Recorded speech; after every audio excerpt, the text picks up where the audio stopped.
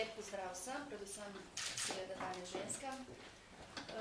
Želela bi najprej povedati, da posebne čestitke bi danes izrekla italijanskim ženskam, in sicer zato, ker so se končno uprle predsodkom, se pravi objektivizaciji žensk. Ob tem sem se pa seveda spraševala, kdaj bo slovenska ženska rekla dovolj. Spraševala sem se tudi, koliko bomo morali še požreti, preden bomo rekli, mogoče je pa zdaj čas, da se me tudi postavimo v prvo vrsto. Seveda, če pogledamo tako na hitro, zgleda, da v teh 100 letih smo zelo veliko dosegli. In smo, če primerjamo 100 let, kako je bilo pred 100 leti, kako je danes, dejansko smo veliko dosegli, je pa še vedno opaziti kar nekaj takih, mogoče bi rekla, mehkih, prikritih stvari, ki se dogaja v naši družbi. Danes smo seveda opozorila samo na nekaj, ker če ne bi bili predolgi. Sicer ena stvar je tak, je zelo trenutno aktualna, in sicer varstvo otrok. Statistika je že več let napovedovala, da se bo število otrok za nekaj let povečalo. Kako je pa Slovenija reagirala? V bistvu nikakor. Veliko staršev se je ustavilo pred vrati vrtcev, niso dobili prostora, in kar je posledica tega je bila, da so ali mogli poiskati varuške, poudarjam varuške, varuhov ni, varuške, da so lahko poskrbele za varstvo svojega otroka za čas svojega dela, za opravljanje svoje poklicne poti. Veliko žensk ni moglo privoščiti tega plačila, ker je seveda dosti višji kot v vrtcu, in so morali razmišljati tudi o tem, da bi morda pustili svoje službe. Torej, v tem primeru se pokaže ta korak nazaj. Spet bomo ženske tiste, ki bomo morali ostajati doma in v bistvu željo po karieri potisniti nazaj. Druga stvar, ki se mi zdi tudi pomembno, je o feminizaciji poklica, torej spet govorimo o vrtcih in o šolah. Feminizacija poklica v današnji družbi pomeni pravzaprav manj vredni odnos do teh poklicov. In tudi z te strani se vidi politiko, kako v bistvu mačehovsko ravna. V tem primeru, ko se je povečalo število otrok, je bil edini ukrep ta, da so povečali pravzaprav število otrok v vrtcu. Z ekonomskega vidika verjetno to res zgleda čisto smiselna poteza, dejansko pa pokaže ta manj vredni odnos. Torej, ženske in varstvo, to je seveda naravna danost ženske, torej lahko jih ima, zdaj jih ima 15 ali 30, je čisto vseeno. Torej, te dve stvari se mi zdita zelo pomembni. V ženski zvezi se počutimo pravzaprav odgovorne za to, da se začne malo več ukvarjati z družinsko politiko. Ravno s pokojninsko reformo se opazi tudi to, da na tem področju, se pravi na področju večanja rodnosti, se ni še vedno nič zgodilo. Kljub temu, da se stara prebivalstvo in da se vemo, kaj se dogaja, kaj se bo zgodilo potem s pokojninami, še vedno niti v koalicijski pogodbi, niti nikjer niso nobeni ukrepi narejeni za to, da bi postali družba prijazna mladim družinam in družinam z več otroki. To je kot sem rekla, samo par točk, ki se mi je zdelo zelo pomembno danes izpostaviti, in bom zaključila z vprašanjem, kdaj in kako bomo pravzaprav reagirali. Hvala. Hvala lepa. Besedo predajamo podpredsednici Slovenske ljudske stranke, gospe Olgi Franca. Torej, v današnjem prazniku čestitam vsem slovenskim ženskam in vsem svetovnim ženskam. Kajti današnji praznik je svetovni praznik in prav je, da se spomnimo na dogodke izpred 100 let. Sama sem stopila v politiko zato, prihajam namreč iz družine z 6 otroci, iz skromne družine, in sem želela prav z delom v politiki se boriti za boljši položaj žensk, za enakost, za odpravljanje diskriminacije, tako pri plačilu, kot na ostalih področjih uveljavljanja žensk. V Slovenski ljudski stranki pozdravljamo prvi Evropski dan enakega plačila, ki ga je sporočila Evropska komisija, torej predstavništvo v Sloveniji. Zakaj? Prav s tem simboličnim sporočilom smo zaznali ponovno, na podlagi statistike, da smo ženske v Evropski uniji 17,5% slabše plačane za enako delo kot moški. Torej, razlike v plačilu še vedno obstajajo, hvala Bogu pa v Sloveniji ta razlika je 8%. Torej, ukrepi na področju delovne zakonodaje, na področju različnega družbenega življenja se izboljšujejo in to je pozitivno. In tukaj na tem mestu pozivam vlado, da nadaljuje z vsemi priporočili Evropske komisije, kot so, da se odpravlja diskriminacija različnega plačila za enako delo na delovnem mestu, da se odpravlja tudi različna diskriminatorne določila v pogodbah o zaposlitvi, da se omogoča zaposlovanje ženskam tudi pri netipičnih poklicih v naši družbi, torej enake možnosti kandidiranja za delovna mesta in seveda, da se da večji poudarek vsem tistim ukrepom, ki izboljšujejo družino. Družino kot temeljno celico naše družbe, kot našo največjo vrednoto. In te družine se v Slovenski ljudski stranki ne spominjamo samo danes, ampak tudi za materinski dan, tudi za novo leto, tudi v Božiču. Imamo žensko zvezo, ki se posebej ukvarja z družinsko politiko. Gotovo veste, da smo na področju pokojninske zakonodaje dosegli, da se olajšava ne konča že pri drugem otroku, ampak da se je vneslo v zakonodajo prav z našim amandmajem olajšavo za vsakega nadaljnjega otroka, 3., 4., 5., 6. Torej, vsi otroci so pomembni. Nadalje se prizadevamo tudi na področju zdravstvene zakonodaje in tudi zakonodaje na področju davkov, torej dobili smo predlog zakona o davku na nepremičnine in v tem predlogu ni bilo nikakršnih spodbud za mlade družine, nasploh za družine, nobenih socialnih korektivov ni bilo. Na to smo tudi opozorili in čakamo novo verzijo. Tudi pri zdravstveni zakonodaji, ki sedaj prihaja in je že na pohodu z tezami, bomo zelo, da rečem, nadzorno spremljali, kako bo z nadomestilom bolniške za matere, kako bo z ostalimi tudi dejavnosti, kot pa področje preventive za ženske in tako naprej z vsemi ukrepi, ki morajo skupaj ustvarjati boljše pogoje za družino, ki ohranja seveda populacijo, ohranja slovenstvo.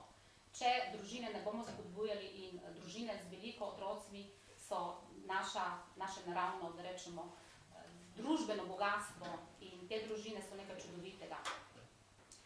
Torej, poleg tega, kar sem povedala, si bomo v Slovenski ljudski stranki prizadevali, da se bo tudi ta diskriminacija v plačilu zmanjševala še nadalje in prišla na stopnjo 0. Iz 8% na 0. Torej, na koncu bomo tudi predstavili vrsto kar nekaj predlogov, ki jih imamo tej vladi, ki na tem področju žal ne deluje, ni sprejela celovitih ukrepov za spodbujanje družine. Vemo, kje se je družinski zakonik postavil že pri 2. členu, že 2 leti tam stopica in seveda bomo spremljali, da se ne bi socialni položaj naše družine slabšal tudi preko nizkih pokojnin, ki jih uživajo naše upokojenke, da ne bi prišle ženske, starejše ženske pod prag revščine in seveda opozoriti je potrebno tudi na brezposelne ženske, teh jih je več kot moških. Hvala. Hvala lepa. Ker pa ženske pravice in ženska politika ni samo stvar žensk, je z nami danes tudi predsednik Slovenske ljudske stranke, gospod Radovan Žerjav, tako da predam besedo njemu za njegove misli in njegov pogled. Ja, hvala lepa za besedo. Naj uvodoma povem, da sem danes res tukaj na tajništvu Blažen med ženami. Ne samo danes, tudi sicer večino sodelavk na tajništvu je žensk in to je dobro. Hvala tudi za iskrene besede predsednici stranke in podpredsednici, oziroma podpredsednici stranke in predsednici ženske zveze. Sicer bi sam nekaj dejal, kako bi rekel, povezava žensk in Slovenske ljudske stranke. Lahko rečem, da sicer tukaj zgleda, da smo uspešni, da pa sicer nismo najbolj uspešni pri privabljanju žensk v politiko. V zadnjem času je nasploh velika apatija ne samo na ženski strani, tudi na moški. Je pa res, in tu sem sam kritičen do nekaterih rešitev, nekaterih zakonskih rešitev, sprašujem se, ali je res, ko govorimo o enakih možnostih, ali je to prava rešitev. Ali ne bi raje govorili o pozitivni diskriminaciji žensk, pa bom dal en primer. Na zadnjih lokalnih volitvah smo imeli konkretni primer v Murski Soboti, kjer smo pač občinski odbor takšen, ki je izključno skoraj samo ženski, tu in tam kakšen moški.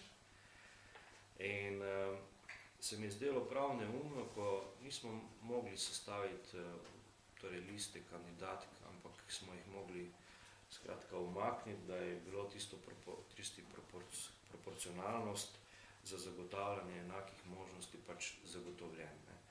Skratka, zdi se mi prav neumno, da tam, kjer je možno več žensk spraviti v politiko, da to zakon pravzaprav omejuje, ker pač ščiti neko enakost med moškimi in ženskami. In v tem primeru je po moji oceni zagotovo bila storjena škoda. Namreč na drugem mestu je bila seveda situacija obratna in se mi zdi, da za tako neko prisilo ne najdemo pravih rešitev. To je seveda moja osebna ocena. Tako da tudi znotraj stranke bomo morali storiti še več, da bomo ženski spol pač bolj privabili v politiko. Ob takšnih sodelavkah na moji levi bo seveda to veliko lažje in tudi vseh ostalih sodelavkah v stranki.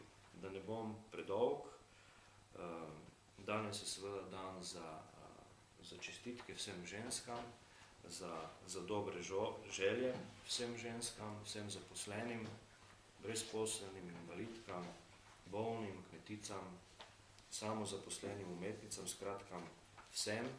Seveda pa je vprašanje, ali lahko danes res vse ženske praznujejo.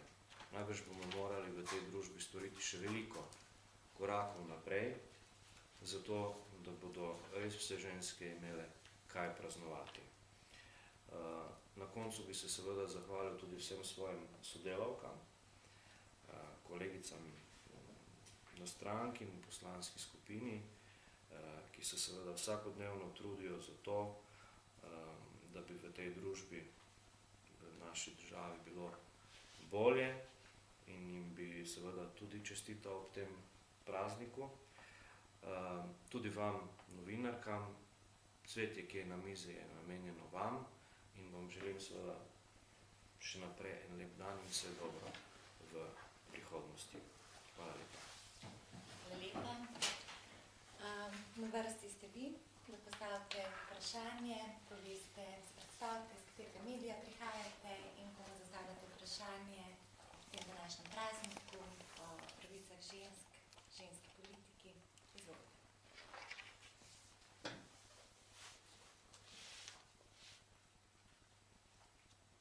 Če ni nobenega vprašanja. Hvala lepa.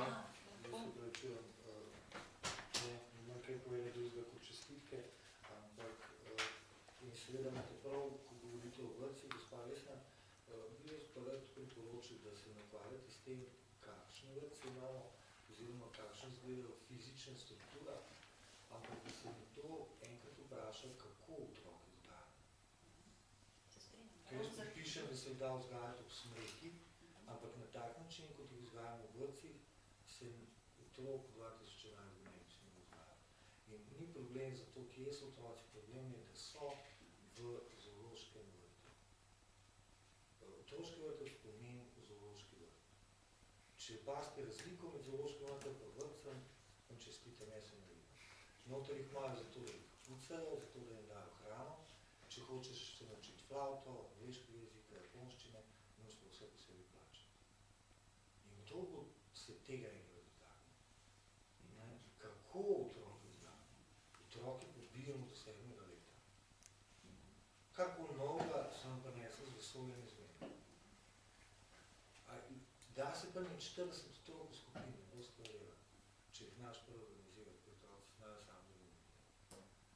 5 otrokov v skupini, pa tak način fašistično, komunistično vzgoje, če niste opazili, ko ste vi hodili v vrtce, razumete? Ena je bila dobra, ena je Jaz bila se več slaba. ne spomnim. Jaz nisem hodila. Jaz se zelo dobro spomnim, ena je bila dobra, ena je bila slaba. In ta vzgoja ima ime. In še danes je ena črna, ena bela. Ni kaj za dodati, imate prav. Kako se tega lotiti, mogoče pa sprašujem. Lukšič ne posluša, Kantar ne posluša, predsednik države, to ne razumeš.